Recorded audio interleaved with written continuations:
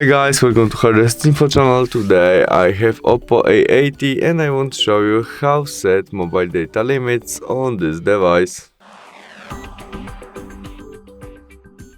To set mobile data limits, open Settings application, choose Mobile Network and there data usage.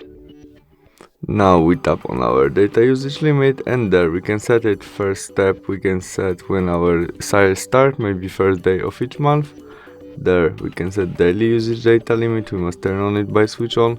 Set it in megabytes or gigabytes, what you prefer. Maybe we set 1 gigabyte to our daily data usage, and there we can set what happens when we use it.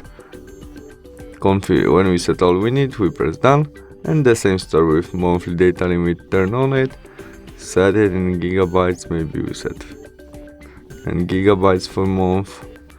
There we can send only alert, and the last function new is data warming. We can turn on it and set after how many gigabytes we used, we get warming, maybe after we used 8 gigabytes.